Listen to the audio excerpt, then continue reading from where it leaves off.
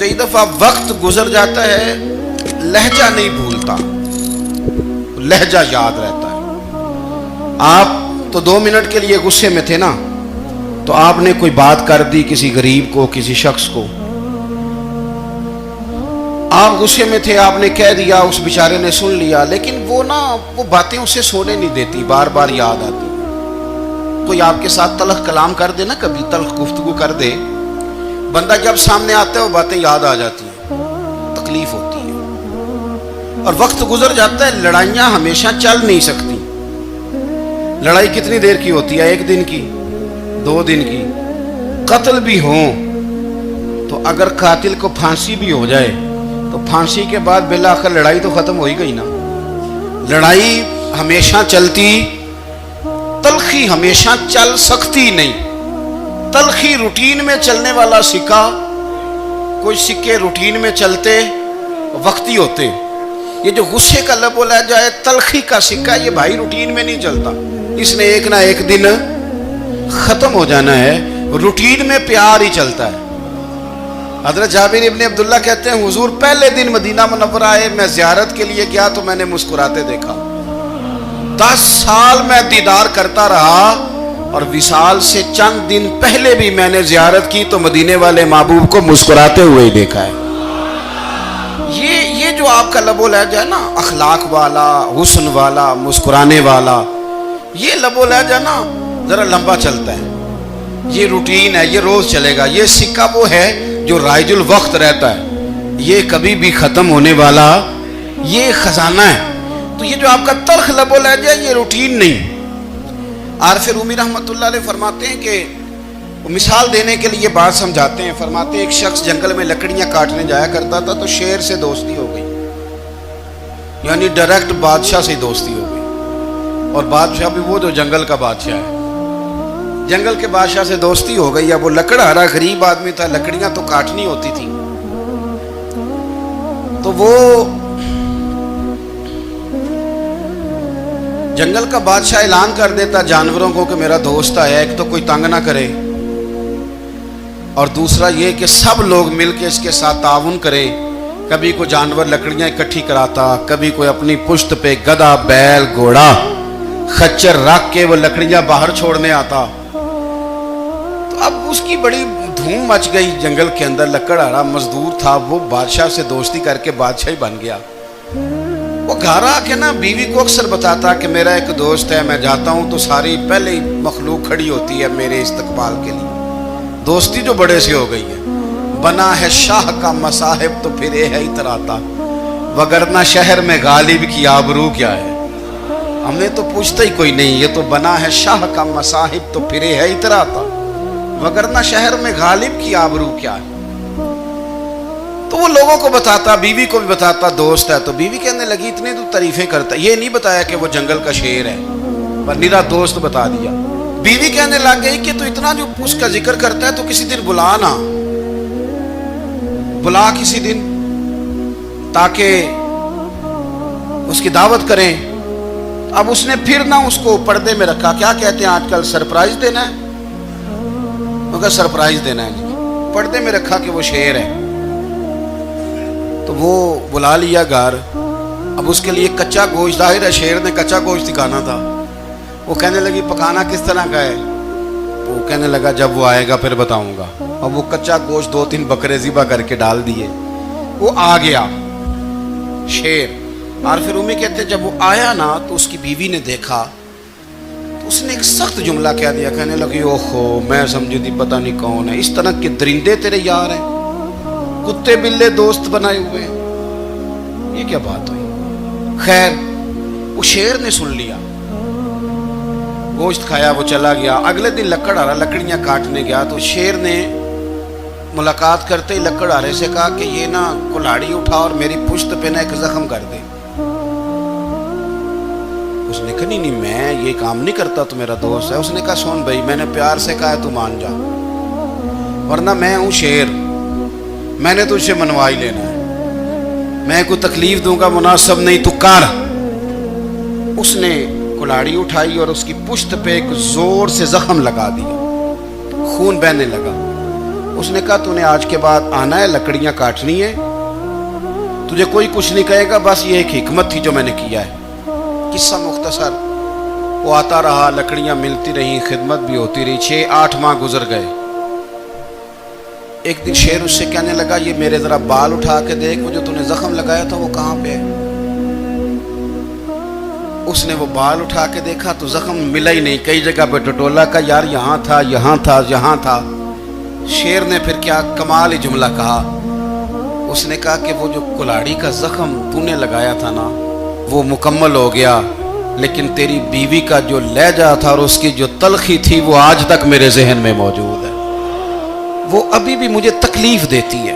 तो बात सोचता हूँ, मुझे उसने दरिंदा कहा, उसने मेरे बारे में इतने कच्चे और कमजोर और सख्त जुमले कहे, तो वो बात मुझे भूलती, वो आज भी मेरे जहन में उसी तरह गूंजती है। तल्ख जुमले जो उसने कहे और खौफनाक जो अंदाज उसने इख्तियार किया, वो बात मुझे कभी भी भूलती। तो आपके लफ्ज लोगों को भूल जाते हैं, पर लहजा याद रहता है अगर हम अपने लहजे पर थोड़ी तवज्जो ही कर लें।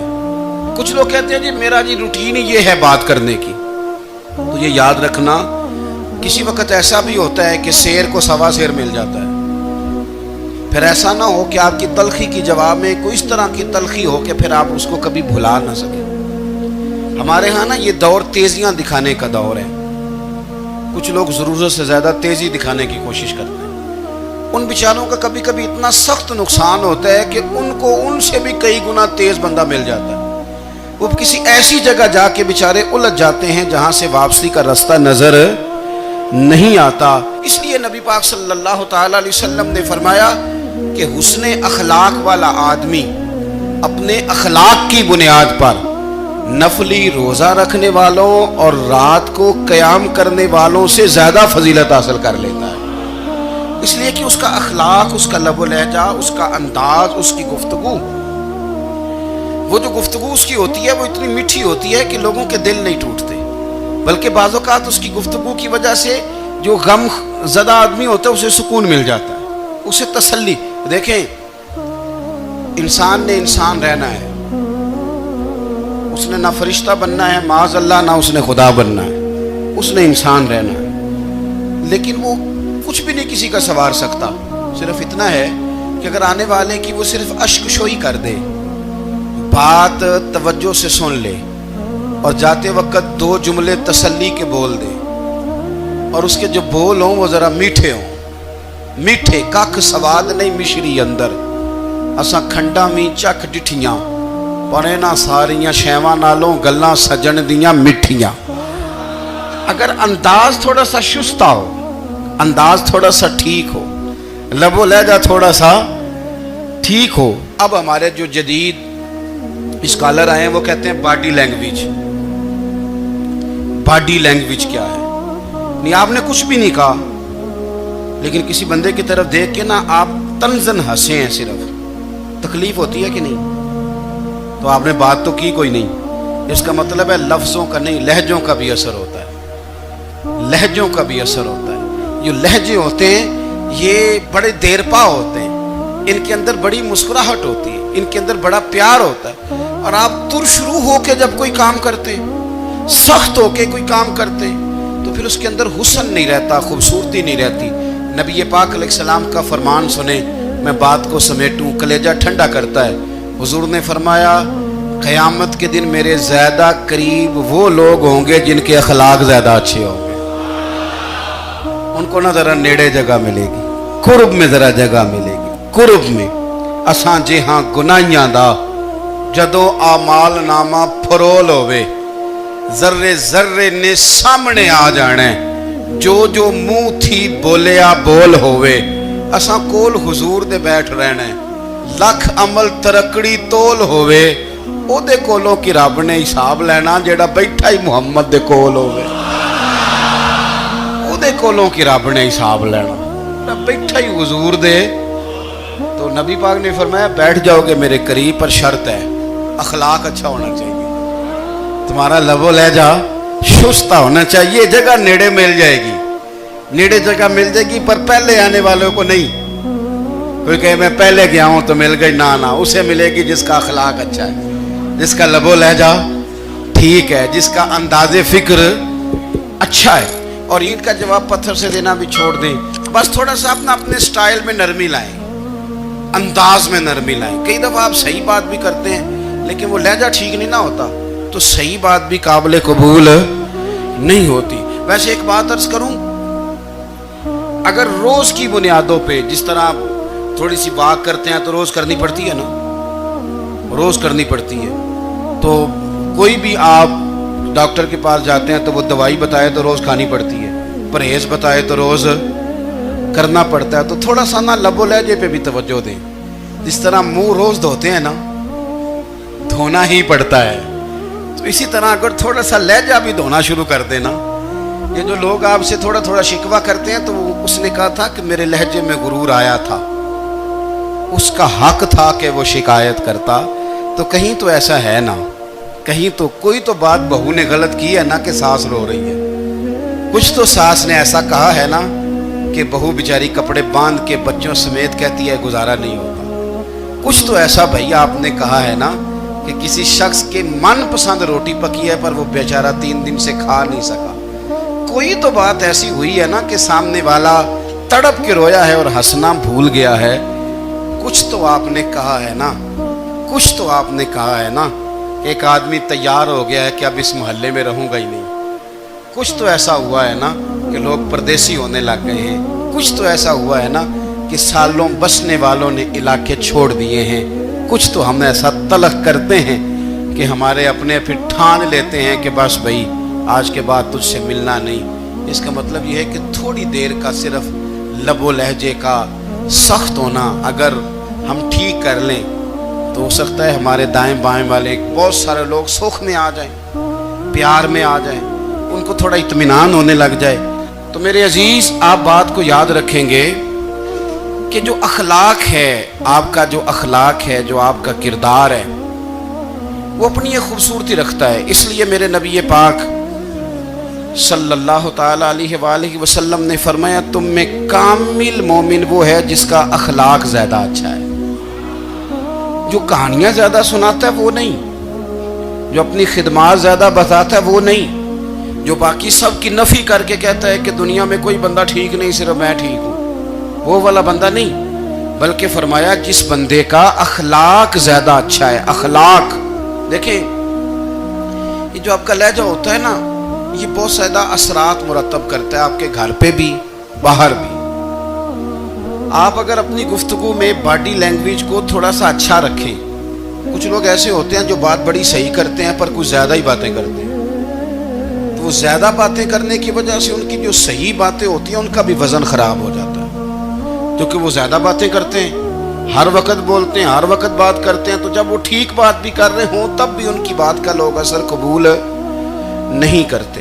لیکن اگر ان کا لہجہ باوقار ہو، بات وہ تھوڑی کریں پر جتنی کریں ذرا سونی کر کے کریں، گفتگو میں خود بخود اثر پیدا ہو جائے گا، بات اچھی لگے گی۔ اخلاقی رویے اگر لوگوں کے زیادہ اچھے ہو جائیں، ایک تو مسکرانے کا بل کوئی نہیں آتا،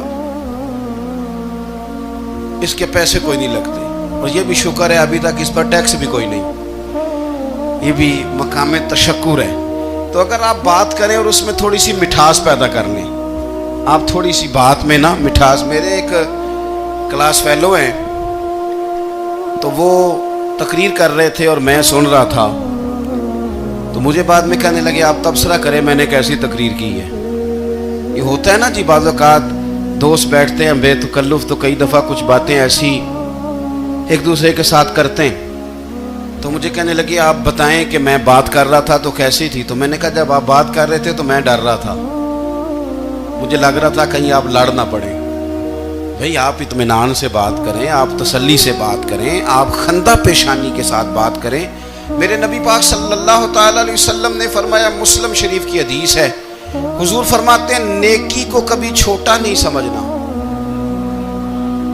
نیکی کو حقیر نہیں سمجھنا، کچھ نہ ہو سکے تو اپنے بھائی سے مسکرا کے بات ہی کر لیا کرو، بات کرو تو تمہارے لہجے میں ترش روئی نہ ہو۔ بعض اوقات آپ تلخ بات کرتے ہیں آپ کا لہجہ تلخ ہوتا ہے تو آپ کی صحیح بات بھی قبول نہیں کی جاتی، لیکن اگر آپ کے لہجے میں مسکراہٹ ہو، آپ کے لہجے کے اندر خوبصورتی ہو، تو آپ کے اپنے بھی، آپ کے بیگانے بھی، سب کے سب آپ کی بات کو تسلی کے ساتھ سمجھنا وہ گوارا کریں گے۔ میں نے دیکھا ہے بہت سارے لوگ ایسے ہیں جن کے ساتھ لوگ آنا جانا، ملنا بیٹھنا آہستہ آہستہ چھوڑ دیتے ہیں، اور وہ کس لیے چھوڑ دیتے ہیں؟ وہ ان کے رویے کی وجہ سے چھوڑ دیتے ہیں، ان کے انداز فکر کی وجہ سے چھوڑ دیتے ہیں، ان کے شکووں کی وجہ سے چھوڑ دیتے ہیں۔ مزاج ہوتا ہے نا ہمارا کہ ہمیں شوق ہوتا ہے تعلق زیادہ لوگوں کے ساتھ ہو، اور پھر یہ بھی شرط ہوتی ہے کہ میں جس کے پاس جاؤں وہ مجھے یہی کہے کہ تو میرے ساتھ ہی پیار کر۔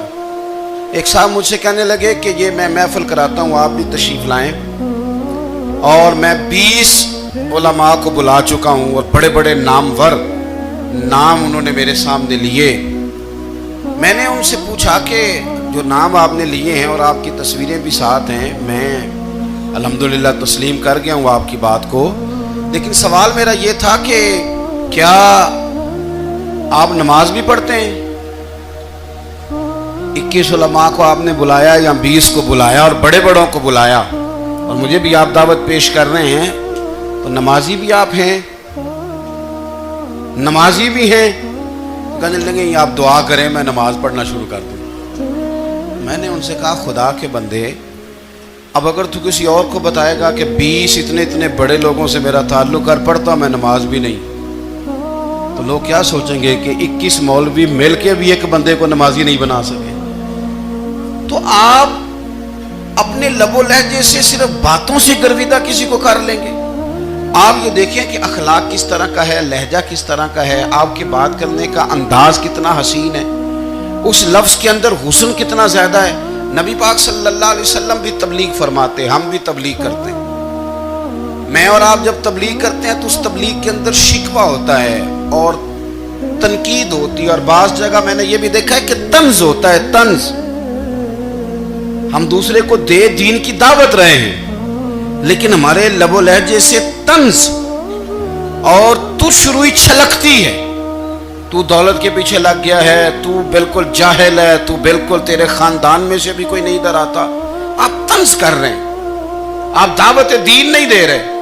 دعوت دین تو گلدستے میں رکھ کے پیش کی جاتی ہے، اس کی تو ایک خوبصورتی ہے، اس کا تو ایک حسن ہے، اس کی تو اپنی ایک جاذبیت ہے، اس کی اپنی ایک نورانیت ہے۔ صحابہ کرام علیہم رضوان فرماتے ہیں کہ حضرت سعد بن معاذ رضی اللہ تعالیٰ عنہ کا جنازہ تھا، اللہ کے پیارے محبوب صلی اللہ تعالیٰ علیہ وسلم نے جنازے کی امامت فرمائی، اور جنازے کی امامت کے بعد ابھی نہ قبر کے تیار ہونے میں کچھ ٹائم باقی تھا، تو حضور زمین پہ تشریف فرما ہوئے، لوگ قبر کی تیاری میں ہیں۔ بعض اوقات ہوتا ہے نا ابھی قبر نہیں تیار ہوئی، تو کہتے ہیں کہ لکڑی کے ساتھ حضور نے زمین کریدنی شروع کر دی، اور دیر تک حضور نے چہرہ نور کو زمین کی طرف جھکائے رکھا، گویا زمین شرف دیدار حاصل کرتی رہی۔ دیر تک چہرہ نور جھکا رہا زمین کی جانب، حضور نے رخ نور کو پھیر لیا۔ صحابہ کہتے ہیں کہ ہم نہ بڑے، جب حضور ہمارے قریب ہوتے تھے تو ہمارا خیال ہوتا تھا کہ رحمت کی برکھا ہے، اپنے اپنے حصے کا کرم اڈھیل لے اپنے اوپر۔ فرماتے ہیں منتظر تھے کہ حضور کب ہماری طرف رخ انور پھیریں اور ہم کریم سے کوئی بات سن سکیں۔ ارشاد فرماتے ہیں کہ ہم بڑے شدید منتظر تھے، دیر کے بعد نبی پاک علیہ الصلوۃ والسلام نے چہرہ انور اٹھایا، دیر کے بعد چہرہ انور اٹھایا۔ یہ دیکھیں تبلیغ ہو رہی ہے، اور جب حضور نے چہرہ انور اٹھایا تو آنکھوں میں آنسو تھے، رو رہے تھے، اور 3 دفعہ حضور نے فرمایا، چونکہ قبر تیار ہو رہی تھی، 3 دفعہ نبی کریم نے فرمایا لوگو قبر آخرت کی منزلوں میں سے پہلی منزل ہے، اس کی تیاری کر لو، اس کی تیاری کر لو، اس کی تیاری کر لو۔ 3 دفعہ حضور نے یہ جملے دہرائے۔ کیوں؟ ایک میں تبلیغ کرتا ہوں پر اس میں نہ درد ہے، نہ رونا ہے، نہ وہ لب و لہجہ ہے۔ ایک حضور دعوت دے رہے ہیں قبر کی تیاری کی، لیکن اس میں آنسو ہے، اس میں خاص رغبت ہے غلاموں کے لیے۔ تو اپنی زندگی کے اندر جو ہمارا انداز تکلم ہے، ہمارا انداز گفتگو ہے، میں کہا کرتا ہوں کہ ہم نا دین کے لیے جب کلام کر رہے ہوتے ہیں تو شدت ہوتی ہے ہمارے جملوں کے اندر. بعض مقامات شدت کے ہوتے ہیں. آپ جہاد کی بات کر رہے ہیں, ناموس رسالت کی بات کر رہے ہیں, تو کسی جگہ آپ کے لب و لہجے کے اندر شدت کا ہو جانا برا نہیں ہے, بلکہ وہ اچھا ہے. لیکن میرے عزیز, ہر وقت ہی کچھ لوگ تلخ ہیں. انہیں کسی وقت بھی آپ ان سے ملاقات کر لیں, وہ لوگ آپ کو پریشان ہی نظر آئیں گے. حضرت سیدنا عبداللہ ابن عمر رضی اللہ تعالیٰ عنہ روایت کرتے ہیں کہ نبی پاک صلی اللہ تعالیٰ علیہ وآلہ وسلم نے ارشاد فرمایا کہ جنت میں ایسے بھی کمرے ہوں گے, جنت میں کچھ ایسے کمرے, کچھ ایسے مکانات بھی ہوں گے کہ باہر کھڑے ہوں گے تو اندر نظر آئے گا, اور اندر کھڑے ہوں گے تو باہر نظر آئے گا. یعنی ایک تو تم آئینے لگاتے ہو نا, وہ دیواریں اتنی شفاف ہوں گی کہ اندر باہر سے ان کا حسن دکھائی دے گا. حضرت سیدنا مالک اشعری رضی اللہ تعالیٰ عنہ بیٹھے تھے, کہتے ہیں میں نے فوراً عرض کی حضور وہ ملیں گے کس کو؟ وہ جو اتنے حسین گھر ہوں گے کہ دیواریں ہی شیشے کی محسوس ہوں گی, اندر باہر سے حسن کے جلوے دکھائی دیں گے, حضور وہ ملیں گے کسے؟ تو اللہ کے پیارے محبوب علیہ السلام نے فرمایا وہ اس کو ملیں گے جو گفتگو اچھی کرے گا, جو گفتگو اچھی کرے گا, لب و لہجہ اخلاق والا ہوگا, گفتگو اچھی کرے گا, لوگوں کو کھانا کھلائے گا, اور جب لوگ سو رہے ہوں گے تو وہ اٹھ کے اپنے رب کی عبادت کرے گا. اس شخص کو وہ مکانات ملیں گے جن کی دیواریں آئینے کی مانند ہوں گی, جن کا حسن تازہ ہوگا, جن کو اللہ تبارک و تعالیٰ نے اپنے فضل سے مزین کیا ہوگا, سنوارا ہوگا. اپنے لہجوں پر, اپنے اٹھنے بیٹھنے پر, میل ملاپ پر تھوڑی توجہ دیں, تھوڑا سا خیال کریں. اللہ کے حضور دعا ہے مالک کریم سمجھنے کی توفیق عطا فرمائے.